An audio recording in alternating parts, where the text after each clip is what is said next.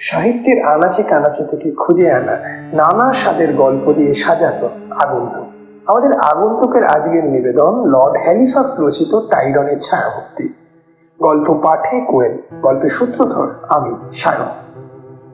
গল্পের পূর্ববর্তী পর্বে আমরা দেখেছিলাম লেডি বেরেসফোর্ড ও স্যার মার্কাসের ভয়ার্থ কথোপকথন। সেখানে লেডি বেরেসফোর্ড একাধিক ঘটনার ভবিষ্যৎবাণী করে চলেছিলেন এবং তিনি বলেছিলেন তার বাল্যবন্ধু টাইরন মারা গেছে, এবং কিছুক্ষণের মধ্যেই জানা যায় ঘটনাটি সত্যি।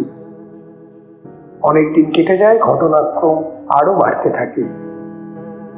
লেডি বেরেসফোর্ড তার 48তম জন্মদিনে এসে জানতে পারেন যে তার বয়স আসলেই 47। এরপর কি হলো জানতে শুনুন গল্পের পরবর্তী অংশ।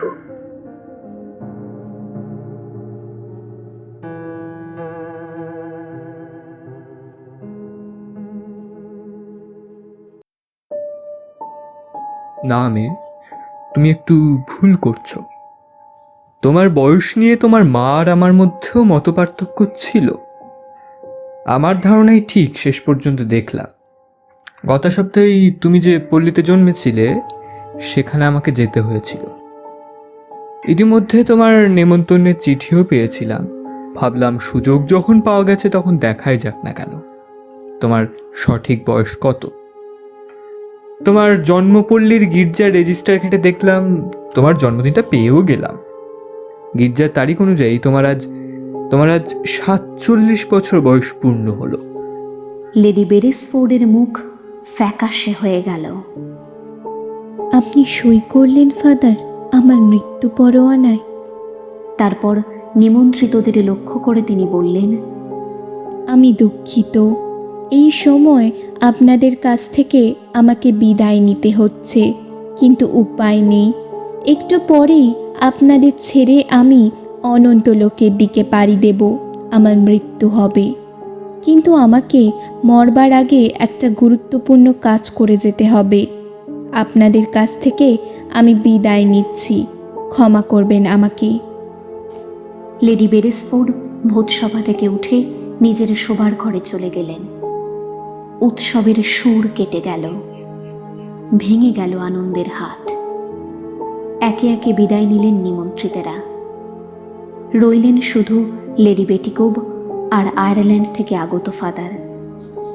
কিন্তু তাঁরা কেউই লেডি বেরেসফোর্ডের একথার তাৎপর্য বুঝতে পারলেন না। লেডি কোব আর নিজের ছেলেকে শোবার ঘরে ডেকে পাঠালেন লেডি বেরেসফোর্ড। এ ছেলে স্যার মার্কাসের। ছেলের তখন 12 বছর। ছেলে এলো মায়ের ঘরে বাইরের মহল থেকে। দুজনে আসবার পর পরিচারিকাদের ঘর থেকে চলে যেতে বললেন লেডি। বেটিকোব ঘরের দরজা বন্ধ করে দিলেন বেরেসফোর্ডের অনুরোধে। লেডি বেরেসফোর্ড খাটের উপর আছোয়া অবস্থায় ছিলেন। বান্ধবী এবং ছেলের দিকে তাকিয়ে তিনি বলতে লাগলেন, মরবার আগে আমি তোমাদের কাছে একটা গোপন কাহিনী বলে যেতে চাই। আমি কাউকে বলিনি এ কাহিনী, স্যার মার্কাসকেও নয়। আমার মৃত্যু হবে আর কিছুক্ষণের মধ্যেই। আমি শুনতে পারছি মরণের চরণধ্বনি, কিন্তু তার আগে এই কাহিনী বলে আমি ভারমুক্ত হতে চাই। বেটি, তুমি তো জানো লর্ড টাইরনের সঙ্গে আমার কেমন মধুর সম্পর্ক ছিল। শৈশবে আমরা দুজনেই অনাথ হয়েছিলাম। বিরাট পৈতৃক সম্পত্তি ছিল আমাদের দুজনেরই। একজন অভিভাবক আমাদের দেখাশোনা করবার ভার নিলেন। আমরা দুজনেই ভাই বোনের মতো একই সঙ্গে তার বাড়িতে বড় হয়ে উঠলাম। পরলোক তত্ত্বে আমাদের অভিভাবক বিশ্বাসী ছিলেন। তার কাছ থেকে এই তত্ত্ব সম্পর্কে আমার কিছু শিক্ষা লাভ করলাম। তিনি মারা যাওয়ার পর যিনি আমাদের অভিভাবক হলেন তিনি ছিলেন একেবারেই নাস্তিক। পরলোকের ব্যাপারটা তার কাছে কুসংস্কার ছাড়া আর কিছুই নয়। পরলোকের ব্যাপারটা তার মতে একটা কুসংস্কার ছাড়া আর কিছুই নয়। তিনি সমস্ত কুসংস্কার দূর করতে চাইলেন আমাদের তরুণ মন থেকে। তার যুক্তিতর্ক আমাদের মনের বিশ্বাসকে দূর করতে না পারলেও একটু যেন টলিয়ে দিল। একটু যেন অবিশ্বাসও দানা বেঁধে উঠল আমাদের মনের কোণায়। বিশ্বাস আর অবিশ্বাসের দোলায় আমরা যেন দোল খেতে লাগলাম। আমরা প্রতিজ্ঞা করলাম মনের এই বিভ্রান্ত অবস্থায়। সে কথা পরে বলছি। তারপর আমরা বড় হলাম। স্যার মার্কাসের সঙ্গে আমার বিয়ে হলো। বিয়ের পর আমি চলে এলাম এই স্কটল্যান্ডের প্রাসাদ দুর্গে। লর্ড টাইরানও সাবালক হয়ে নিজের জমিদারি দেখাশোনা করতে লাগলো। এমনিভাবেই দিনগুলো কেটে চলল। তারপর এলো সেই রাত, সেই সময়। এবার সে কথাই ব্যক্ত করছি। সে এক বড় রাত। ঝড় আর তুষারপাত সারা দিন ধরে হয়েছে। দুর্যোগটা বাড়ল সন্ধ্যার দিকে।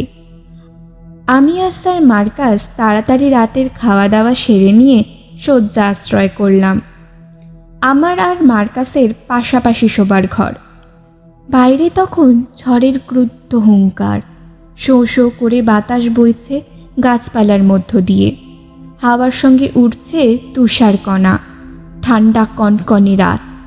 ফায়ারপ্লেসের আগুনও যেন শরীরটাকে গরম করে তুলতে পারছে না। এক সময় ঘুমিয়ে পড়লাম ঝড়ের গর্জন শুনতে শুনতে। হঠাৎ আমার ঘুমটা ভেঙে গেল। কিভাবে ভাঙলো তা ঠিক বলতে পারবো না। দেখলাম এক দীর্ঘ দেহ ছায়ামূর্তি দাঁড়িয়ে আছে আমার মশারির বাইরে। কে কে চিৎকার করে উঠলাম আমি ভয় পেয়ে। চুপ, ভয় নেই, আমি তোমার বাল্য বন্ধু লর্ড টাইরন। লর্ড টাইরান এখানে? তুমি এমন সময়? আমার কণ্ঠে তখন একই সঙ্গে ভয় এবং বিস্ময়। হ্যাঁ, এলাম প্রতিজ্ঞা পালন করার জন্য। প্রতিজ্ঞা? কেন, তোমার মনে নেই সফি? না, ভুল নেই কোনো। এই লোক লর্ড টাইরানি। শৈশবের নাম ধরে ডাকছে আমায়। এই নামে এখন আর আমাকে কেউ ডাকে না।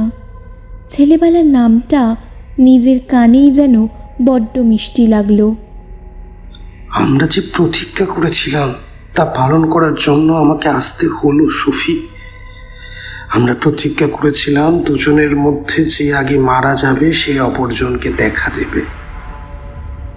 তবেই এটা সম্ভব যদি পরলোক থাকে। পরলোক না থাকলে পার্থিব জীবনের সঙ্গেই তো সব শেষ হয়ে যাবে। প্রশ্নই উঠবে না দেখা দেবার। পরলোক সত্যি আছে কি নেই এমনি করেই প্রমাণিত হবে। সফি, আমি মারা গিয়েছি গত মঙ্গলবার বিকেল 4টে। তোমাকে দেখা দেবার অনুমতি আমি পেয়েছি, তাই প্রতিজ্ঞা পালন করার জন্যই তোমার কাছে এলাম। দেখছো, আমাদের প্রথম অভিভাবক যে শিক্ষা দিয়েছিলেন তাই সত্যি। ধর্মই রক্ষা করতে পারে আমাদের ইহকাল পরকাল। কিন্তু টাইরান, তুমি যে সত্যিই এসেছো তার প্রমাণ কি? আমি হয়তো এখন স্বপ্ন দেখছি।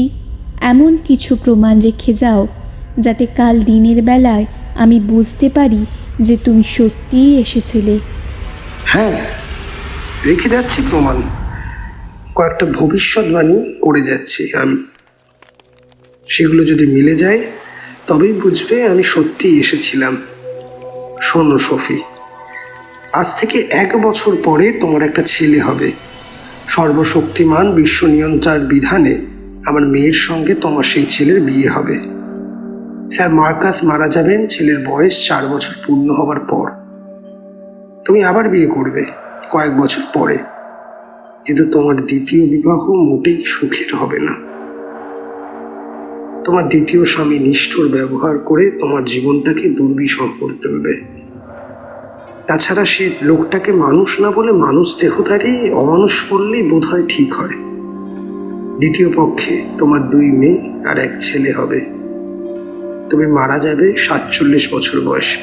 হায় ভগবান, আটকানো যায় না এমন দুর্ভাগ্যকে? নিশ্চয়ই যায়। তুমি নিজেই এই দুর্ভাগ্যের আগমনকে রোধ করতে পারো। কি করে? তুমি মুক্ত, তুমি স্বাধীন। দ্বিতীয় বিবাহের প্রলোভন দমন করতে পারলেই তুমি তোমার জীবন থেকে দুর্ভাগ্যের কালো মেঘ সরিয়ে দিতে পারবে। কিন্তু সফি, তা তুমি পারবে না। তোমার আবেগ বড় প্রবল, তুমি দ্বিতীয়বার বিয়ে করবেই। সফি, তুমি জীবনে এখনো পর্যন্ত কোনো সত্যিকারের সমস্যার সামনে পড়োনি। জীবনের ললিত রূপটাই দেখেছো, কঠোর রূপটা দেখোনি। তোমার কিছুটা পরিচয় হবে কঠোর রূপের সঙ্গেও। এর বেশি আর তোমাকে কিছু বলতে পারবো না সফি, অনুমতি নেই। আশা করি এরপরে আর তোমার মনে পরলোক সম্পর্কে কোনো অবিশ্বাস থাকবে না। যদি থাকে তবে এ লোকে এসো তোমাকে দুর্ভাগ্যের জেদ টানতে হবে। তুমি কি সুখী হয়েছ জীবনের পরপারে গিয়ে? জিজ্ঞেস করলাম আমি। তা না হলে আমি তোমার সামনে আসতে পারতাম না, বলল লর্ড টাইরন। তাহলে অনুমান করছি সুখী তুমি, আসলো লর্ড টাইরন। তার ছায়া নেই তার মূর্তিটা, তার মূর্তি আমি এখন স্পষ্ট দেখতে পাচ্ছি। কিন্তু তুমি যে সত্যি এসেছিলে কি করে বুঝবো কাল সকালে আমি? কেন? তুমি কি আমায় স্পষ্ট দেখতে পাচ্ছ না? আমাকে আরো স্পষ্টতর আকার নিতে হবে? না, দেখছি, কিন্তু তুমি হয়তো আমার কল্পনার মূর্তি, হয়তো তোমার কোনো বাস্তব রূপ নেই। আমার মৃত্যু সংবাদ আসবে কালকের ডাকে, সেটাই কি যথেষ্ট প্রমাণ নয়? না, এরকম একটা স্বপ্ন দেখছি আমি হয়তো, আর দৈবাত মিলে গিয়েছে সেই স্বপ্নটা। তোমার আসবার আরও জোরালো প্রমাণ চাই আমার। বেশ, প্রমাণ দিচ্ছি আরো। জাদুকরের মতো হাত নাড়ল লর্ড টাইরন, আর মশারিটা গুটিয়ে গেল। এবার তো কোনো কারণ নেই ভুল হবার। কোনো জীবিত মানুষ কি এমনি করে মশারি তুলতে পারে? তুমি নিশ্চয়ই দেখেছো তোমার মশারি বা তার কোনো দড়ি আমি মোটেই ছুঁইনি। সকালবেলা ঘুম থেকে উঠে দেখবে তোমার মশারিটা তোলা রয়েছে। ব্যাস, এই তো পেয়ে গেলে যথেষ্ট প্রমাণ। এটাও যথেষ্ট প্রমাণ নয়, আমি বললাম প্রতিবাদের সুরে। কেন? গম গম করে উঠল লর্ড টাইরনের কণ্ঠস্বর। কারণ আমি নিজেই হয়তো মশারিটা তুলে ফেলেছি ঘুমের ঘোরে। বেশ, আর একটা প্রমাণও দিচ্ছি। টেবিলের উপর একখানা পকেট বই রয়েছে, পাশে পেন্সিল রয়েছে। আমি এই পকেট বইতেই কিছু লিখে রেখে যাচ্ছি। নিশ্চয়ই তুমি আমার হাতের লেখা চেনো? চিনি। ঠিক আছে। পেন্সিল নিয়ে পকেট বইয়ের পাতায় খসখস করে লিখল টাইরন। তারপর বলল, আমার হাতের লেখা দেখতে পাবে কাল সকালে তোমার পকেট বইয়ে। আশা করি এবার যথেষ্ট প্রমাণ দেওয়া হয়েছে। তবুও সকালে হয়তো আমার সন্দেহ থেকে যাবে। এখন সন্দেহ? হ্যাঁ, ও তো আমার নিজের হাতের লেখাও হতে পারে। কিন্তু সফি, তুমি তো আমার হাতের লেখা চেনো। তা তো অস্বীকার করছি না। এখনো তবে অবিশ্বাস কেন? দেখো, জাগ্রত অবস্থায় না পারলেও ঘুমন্ত অবস্থায় হয়তো আমি তোমার লেখা অনুকরণ করতে পারি। তুমি দেখছি কিছুতেই বিশ্বাস করতে পারছো না। তোমার মনে নাস্তিকতা বড্ড বেশি দানা বেঁধে ফেলেছে। বেশ, তো সেই নাস্তিকতা দূর করে দাও। সফি, তোমার স্পর্শ করা আমার উচিত হবে না, কেননা আমরা এখন দুই লোকের বাসিন্দা। তুমি ইহলোকের, আমি পরলোকের। তোমার মারাত্মক ক্ষতি হবে আমি তোমাকে স্পর্শ করলে। আমি চাই না তোমার সে ক্ষতি হোক। হোক ক্ষতি, তোমাকে ছুঁয়ে দেখতে চাই আমি। তোমার সাহস আছে, এর ফল কিন্তু ভালো হবে না। মরলোক আর মরণোত্তর লোকের সংযোগ কিন্তু শুভ হবে না। সফি, এখনো ভেবে দেখো, আমি কিন্তু সতর্ক করে দিয়েছি তোমাকে। টাইরন বলল গম্ভীর স্বরে, ভাবা হয়ে গেছে আমার। বেশ, তবে হাত বাড়াও। বজ্র গম্ভীর টাইরানের কণ্ঠস্বর। হাত বাড়ালাম। লর্ড টাইরন আমার কবজিটা চেপে ধরল। তার হাতখানা কি ঠান্ডা! বাইরের তুষারও বোধ করি এত ঠান্ডা নয়। মুহূর্তের মধ্যে আমার হাতের শিরা আর ধমনীগুলো যেন কুঁচকে গেল হিমশীতল টাইরানের স্পর্শে। কিন্তু সেই শীতলতার মধ্যে রয়েছে এক প্রচণ্ড দাহিকা। আমার কবজিটা যেন জ্বলে পুড়ে গেল। কে জানতো ঠান্ডা এমন করে পুড়িয়ে দিতে পারে। শোনো সফি, যতদিন বেঁচে থাকবে ততদিন কোনো জীবিত মানুষ যেন তোমার এই কবজি দেখতে না পায়। কোনো মরণশীল মানুষ এই কবজি দেখলে তা পবিত্র বস্তু অপবিত্র করার সমতুল্য পাপ হবে। তোমার কবজি ঢেকে রাখবে এখন থেকে। থামল লর্ড টাইরন। তখন তার দিকে তাকালাম, তখন সে অদৃশ্য হয়ে গিয়েছে। যতক্ষণ টাইরনের সঙ্গে কথা বলছিলাম ততক্ষণ আমার মনে কোনো প্রকার ভয় হয়নি। যতক্ষণ টাইরনের সঙ্গে কথা বলছিলাম ততক্ষণ আমার মনে কোনো ভয় বোধ ছিল না। কিন্তু সে অদৃশ্য হয়ে যেতেই এক দারুণ আতঙ্কে আমার সমস্ত মনটা ছেয়ে গেল। ঘামে ভিজে গেল আমার সমস্ত শরীর সেই শীতের রাতেও। স্যার মার্কাসকে জাগাবার চেষ্টা করলাম, কিন্তু ঘুম ভাঙল না তার। আতঙ্কিত আর বিক্ষুব্ধ মন নিয়ে বিছানায় পড়ে রইলাম। ঘুম আর আসে না। সে এক দারুণ অস্বস্তিকর অবস্থা। সেই রাত আমি ঠিক তোমাদের বলে বোঝাতে পারবো না সেই সময়ের কথা। এক সময় দু চোখ থেকে নামল অশ্রুধারা। স্বস্তি পেলাম কেঁদে কিছুটা। তখন অনেকটা বেলা হয়েছে যখন ঘুম ভাঙল। নিচে নেমে গেছেন স্যার মার্কাস। প্রথমেই গেলাম পাশের ঘরে বিছানা ছেড়ে। আমার বুকের কাছে গিয়ে প্রথমেই পকেট বইখানাকে তালা চাবি বন্ধ করে ফেললাম। একটা কালো ফিতে বার করে ডান হাতের কবজিটা বাঁধলাম। উকি মারছে সাদা হাড়, কবজির চামড়া মাংস একেবারে পুড়ে। তারপর কিছুক্ষণের মধ্যেই তৈরি হয়ে নেমে এলাম প্রাতরাশের টেবিলে। আমার মনে তখন একই সঙ্গে উৎকণ্ঠা আর আতঙ্ক। স্যার মার্কাস আমায় দেখে চিন্তিত হয়ে পড়লেন। তারপর আর বেশি কিছু বলবার নেই। 1 বছর পরে আমার ছেলে মানে তোমার জন্ম হলো। 4 বছর পূর্ণ হলে তোমার বয়স মারা গেলেন তোমার বাবা। সমাজ সংসার থেকে আমি নিজেকে গুটিয়ে নিলাম।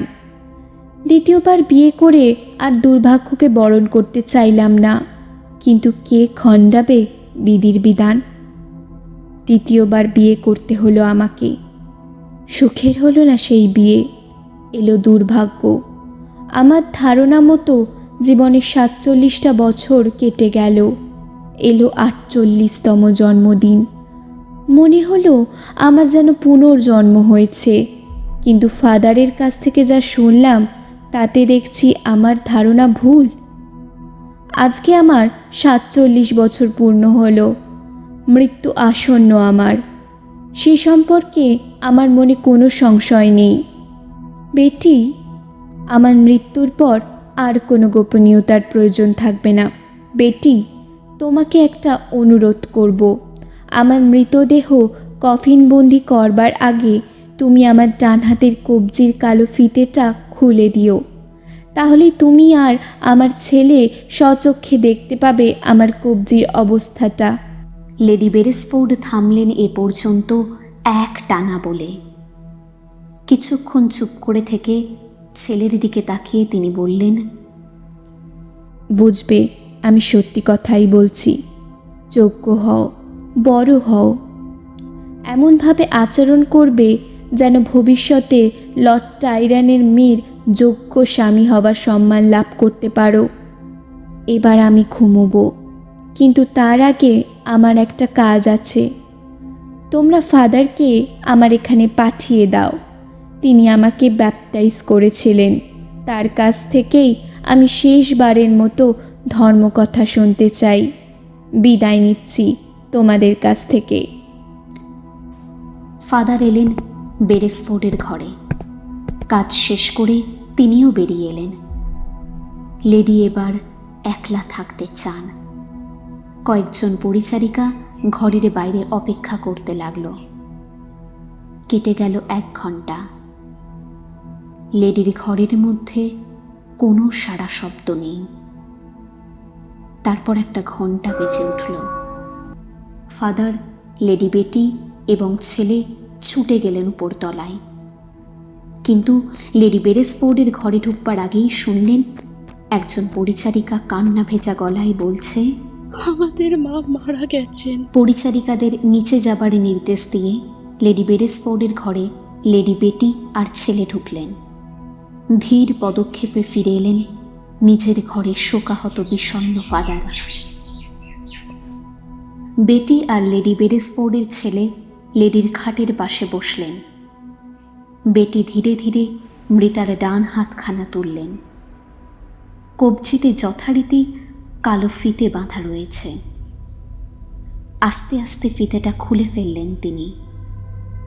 না, লেডি বেরেসফোর্ড সত্যি কথাই বলেছেন। কবজির চামড়া আর মাংস পুড়ে কুঁচকে গিয়েছে। তলা থেকে সাদা হাড় উঁকে দিচ্ছে। সত্যি এসেছিলেন লর্ড টাইরানের প্রেতাত্মা।